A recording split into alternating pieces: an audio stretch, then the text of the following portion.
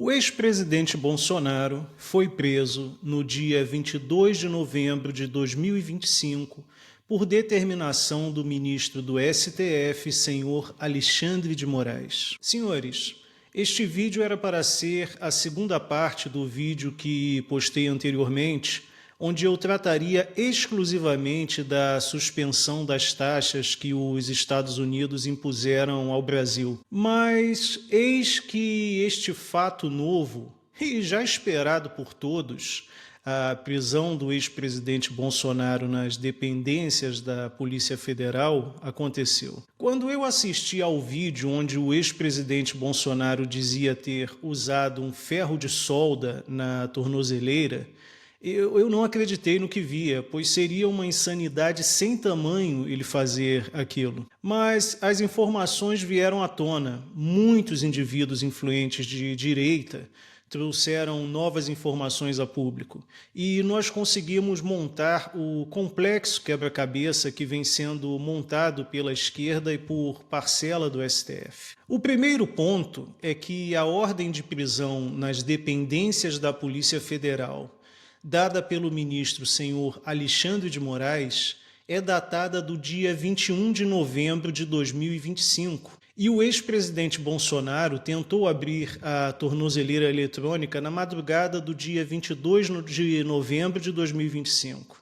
Ou seja, a ordem de sua transferência da prisão domiciliar para a prisão nas dependências da Polícia Federal já estava pronta antes da violação da tornozeleira eletrônica. Tanto que na decisão retificada do ministro senhor Alexandre de Moraes, aparece escrito dois fatos novos no tópico 2, quando ele se refere ao fato da tornozeleira. E a motivação da ordem de prisão emitida pelo ministro senhor Alexandre de Moraes, no dia 21 de novembro, contra o ex-presidente Bolsonaro é justificada porque ele reside a 13 quilômetros da Embaixada dos Estados Unidos e porque haveria, a alguns quilômetros da casa dele, uma vigília de oração convocada pelo senador senhor Flávio Bolsonaro. Sinceramente, senhores, eu não sei quais crimes ou violações da prisão domiciliar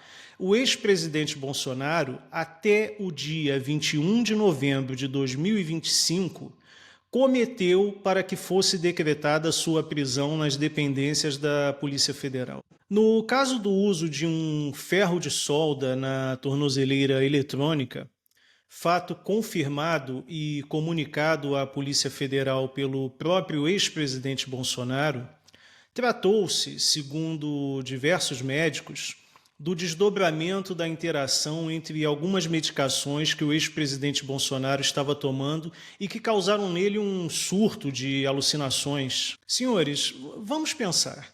Caso o ex-presidente Bolsonaro rompesse de fato a tornozeleira, não conseguiria dar um passo sem ser preso, já que sua residência está cercada por servidores públicos da área de segurança, que lá estão só obedecendo ordens, vigiando o ex-presidente. A menos que o ex-presidente Bolsonaro seja alguma espécie de Jason Bourne da terceira idade, eu não creio que ele teria êxito em tentar fugir de seus verdugos que só obedecem ordens. Então, analisando toda a situação, é bem plausível que ele tenha tido de fato uma alucinação provocada pela interação entre diversos medicamentos e que houve a infeliz coincidência entre o surto e a sentença prévia de prisão. Mas algumas coisas chamaram a minha atenção. A primeira é que no cabeçalho da petição 14.129, onde decreta-se a prisão nas dependências da Polícia Federal do ex-presidente Bolsonaro, estão sob sigilo os nomes dos servidores públicos da Polícia Federal que pediram a prisão dele. Senhores, qual o motivo dos nomes dos servidores públicos que pediram a prisão do ex-presidente Bolsonaro antes do episódio da tornozeleira estarem sob sigilo? E a segunda coisa que chamou minha atenção é a coincidência entre a decretação da prisão do ex-presidente Bolsonaro no dia 21 de novembro de 2025 e a interação dos medicamentos que aconteceu na madrugada do dia 22 de novembro. Eu tenho muita dificuldade de acreditar em coincidência, especialmente no mundo político.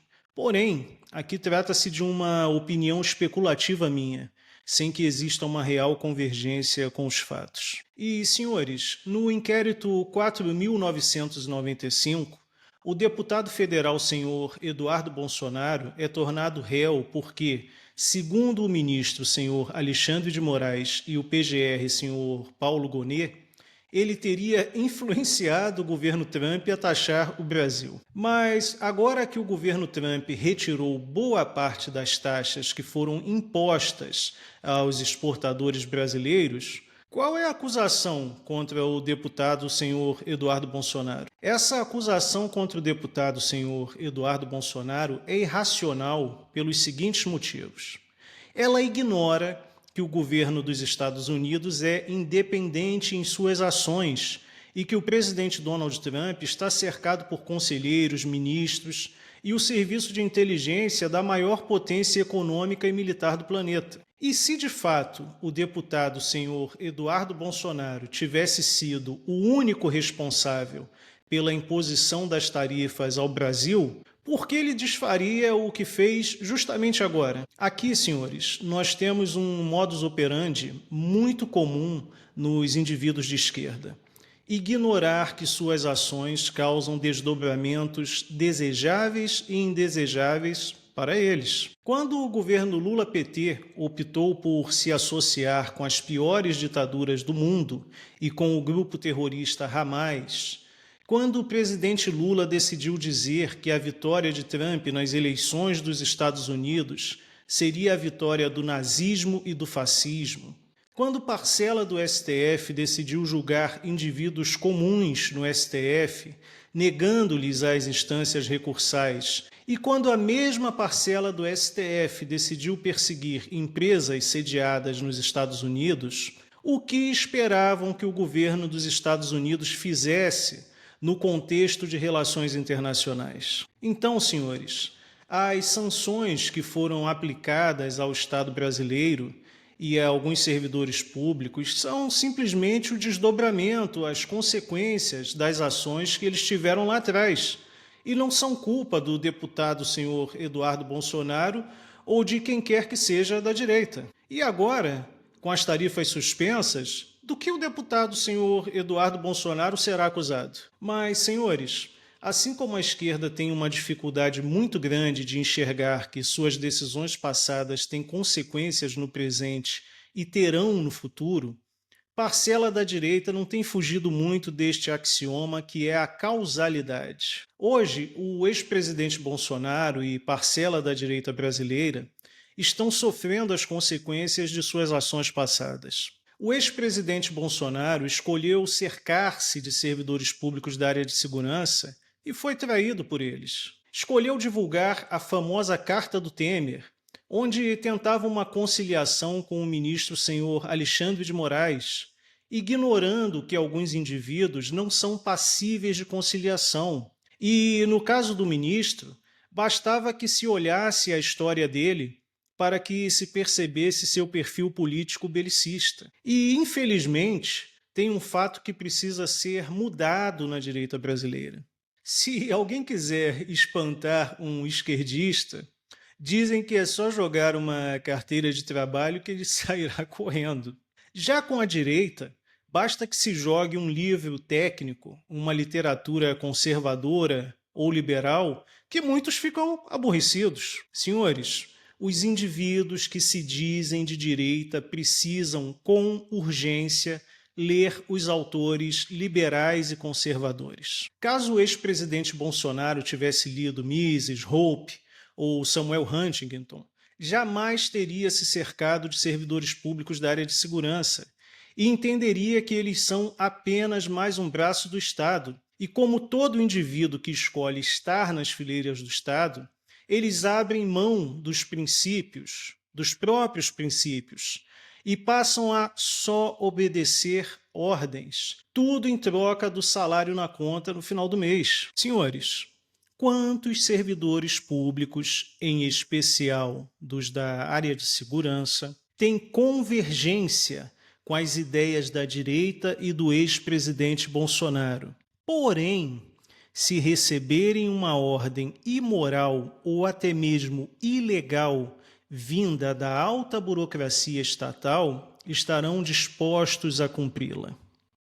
Infelizmente, eu creio que muitos. Logo, senhores, boa parte dos servidores públicos que só obedecem ordens estão interessados, na realidade, em ter seu salário no final do mês e sua estabilidade no serviço público. E assim como eu digo para os senhores que quem recebe benefícios do Estado não deveria votar, pois tenderá a votar no candidato que prometa dar mais, eu digo que servidores públicos também não deveriam votar. Senhores, pensem comigo. É um fato que os servidores públicos só obedecem ordens, sendo tais ordens imorais ou até mesmo ilegais. Logo, digamos que um candidato diga que pretende acabar com os privilégios de uma certa categoria do funcionalismo público, e outro candidato diga que pretende manter tais privilégios e até prometa aumentá-los. Em quem os senhores acham que esses servidores públicos irão votar? Dificilmente a proposta do candidato, se for contrária aos privilégios do servidor público, atrairá o voto deles. Assim como quem é beneficiado por algum auxílio estatal tenderá a votar em quem prometa aumentá-lo, o servidor público tenderá a votar em quem prometer aumentar a burocracia estatal e mantê-la com seus privilégios e estabilidade. E parcela da direita que vive idolatrando servidores públicos da área de segurança precisa entender que foram eles, durante a pandemia, que fizeram valer as ordens imorais de prefeitos e governadores, e que foram eles, durante o 8 de janeiro, que prenderam os indivíduos que estavam pacífica e fantasiosamente nas portas dos quartéis, de forma irracional, pedindo ajuda ao Estado contra o Estado. E cada aumento, cada centavo que vai para qualquer servidor público é um centavo a menos na sua carteira e menos comida na sua mesa e na mesa da sua família. Em vez de ficar idolatrando servidores públicos da área de segurança, a direita deveria usar essa energia para lutar pelo direito de possuir ferramentas legais de autodefesa e entender que boa parte deles, dos servidores públicos da área de segurança, são desarmamentistas. Senhores, menos dependência e mais autonomia. E hoje, o ex-presidente Bolsonaro vive sob o arbítrio de parcela do STF. Porém, a causa disto é reflexo de suas escolhas passadas. Pensem comigo, se lá atrás o ex-presidente Bolsonaro já sabia que parcela do Estado brasileiro estava aparelhada pela esquerda, seria mais inteligente ele ter ficado nos Estados Unidos ou voltado para o Brasil, como ele fez? A partir do momento em que ele volta para o Brasil, mesmo ciente de que aqui parcela do judiciário tornou-se abertamente uma instituição política, ele se colocou numa posição vulnerável e pior, quando seus advogados cumprem todas as formalidades processuais, mesmo com todos cientes de que os resultados serão contrários ao que seria correto, ele acaba por dar legitimidade ao teatro da formalidade de uma suposta democracia que, a meu ver, nunca existiu de fato e que agora só está escancarada em seu totalitarismo. Senhores,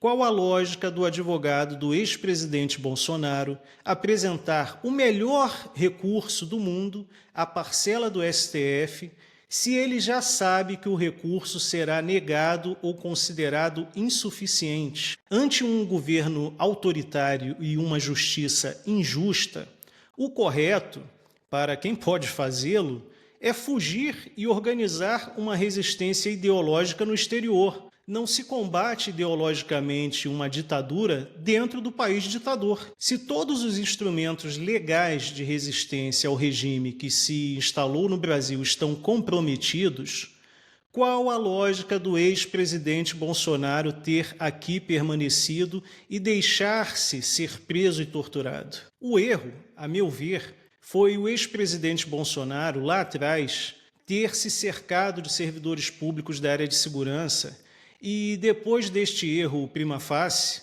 ao deixar a presidência, ter voltado para o Brasil. Se ele tivesse feito como fez o deputado senhor Eduardo Bolsonaro e se tornado um exilado político nos Estados Unidos, hoje não estaria com sua vida em risco nas mãos do Estado brasileiro e teria mais chances de ser uma voz relevante denunciando o sepultamento de toda a moralidade que ainda pudesse existir no Brasil. E um outro fato, um outro acontecimento, senhores, que demonstra que boa parcela da direita não está muito sintonizada com a história da humanidade, me veio quando eu assisti no passado um vídeo do deputado senhor Nicolas Ferreira, quando ele dizia que se o ex-presidente Bolsonaro fosse preso, o Brasil iria parar. Vocês querem a prisão de Bolsonaro. Prendam Bolsonaro. Prendam Bolsonaro. E vejam o Brasil parar. Pois bem, senhores, o STF, parcela do STF, e o governo Lula vem cometendo atrocidades, uma atrás da outra. Agora, o ex-presidente Bolsonaro, que estava na prisão domiciliar, foi para uma prisão nas dependências da Polícia Federal. E até agora, eu não vi o Brasil parar. Tudo continua como sempre foi. É a triste realidade. E, a meu ver, senhores, é uma mistura de estupidez com medo, inércia, ausência de meios legais de combate, incapacidade de organização. Juntando tudo isso, sabe? Juntando tudo isso, parece aquela coisa do sapo que já está há tanto tempo dentro da água morna que você vai aumentando a temperatura da água, ele não sente e acaba morrendo. Então, tudo isso junto me diz o seguinte, que todo aquele que efetivamente quer promover uma mudança dentro do Brasil não pode jamais contar com a ação da maioria dos brasileiros. Parece que a regra no Brasil é a inércia, é a conformidade, é a estupidez, são os discursos fáceis, resoluções simples para problemas complexos, os cortes, né? Os cortes de vídeos, os memes. Parece que a grande regra no Brasil é isso. Parece que a população assiste às atrocidades acontecendo e a capacidade de se adaptar com as atrocidades tem uma elasticidade até então desconhecida, porque as atrocidades só aumentam e a inércia acompanha esse aumento. Então, eu creio que foi um grande erro, e tem sido um grande erro da direita brasileira, acreditar que a população brasileira iria parar se alguma injustiça fosse feita contra o ex-presidente Bolsonaro. Não só foi feita contra o ex-presidente Bolsonaro, como tem sido feita contra diversos indivíduos de direita, foi feita, está sendo feita contra os presos políticos e foragidos do 8 de janeiro, e foi feita num grau ímpar e impossível de ser revertido com o senhor Clezão, que faleceu no cárcere por conta da demora, da negligência, não sei o que foi, do ministro senhor Alexandre de Moraes de atender um pedido de sua defesa para que ele tivesse o atendimento médico que precisava. Então, a meu ver, esta também é uma grande ilusão que a direita brasileira tem. Nós ainda temos um trabalho de conscientização muito grande pela frente. A direita brasileira, os indivíduos de direita que se dizem de direita ou que acham que são de direita, que são contrários à esquerda, eles precisam pegar as literaturas liberal e conservadora para ler, para entender o núcleo duro, aquilo que está acima do que pode ser visto, como se fosse um iceberg. Você olha para um iceberg, você vê a pontinha, ela está lá visível, mas ali embaixo tem um mundo de estrutura. Então, o pensamento liberal e o pensamento conservador, eles têm a pontinha do iceberg que os senhores conseguem ver. Mas para que nós possamos entender a sua profundidade e os mecanismos que essas duas ideologias têm para combater a ideologia da esquerda, é necessário que nós venhamos a sentar, pegar livros de grandes autores consagrados, indivíduos, homens, mulheres que já pensaram coisas que nós nem sonhamos em pensar ainda. Então nós temos que aproveitar esse conhecimento acumulado para estudar e ter um norte em nossas ações, em nossas escolhas, principalmente no ano que vem, no ano de 2026. Porque muitas vezes, senhores, os senhores olharão para um líder religioso, para um político, para um servidor público da área de segurança que pretende se candidatar a um cargo político, e os senhores dirão: olha, ele é de direita, votarei nele. Cuidado, cuidado, porque os senhores provavelmente serão enganados da maneira que a direita tem sido enganada há muito tempo, ok? Um grande abraço para todos, eu agradeço a todos que assistiram este vídeo, que Deus possa dar uma excelente semana para todos. Muito obrigado, fiquem em paz.